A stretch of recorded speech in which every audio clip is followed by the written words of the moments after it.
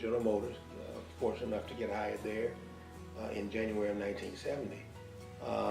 And again, I set some lofty goals, but again, this was based on that foundation of only seeing and being exposed to successful black folk in whatever they do. So I set the goal of being first black engineer at General Motors because I didn't see any when I got there. Matter of fact, I was one of the few black engineers at General Motors. Again, there was 3, 4, 5 of us maybe throughout the entire corporation. And keep in mind, General Motors at that time was the largest corporation in the world.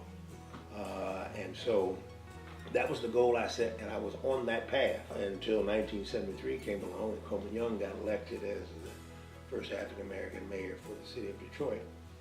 And he chose my brother, Bill Beckham Jr., to be his first chief of staff and deputy mayor. They sat down and said, man, we need somebody who is African-American, who is technically trained, and somebody who's loyal and we can trust. Well, my brother said, Mr. Mayor, I got just the guy, my younger brother.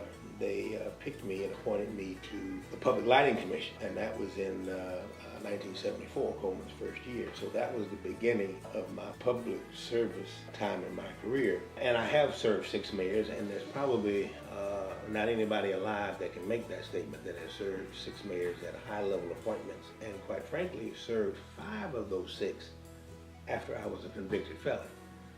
A lot of people forget about that. Public service has become my legacy rather than being the first black chief engineer at General Motors, which was certainly my goal and objective. If you want to be happy for a day, take a day off.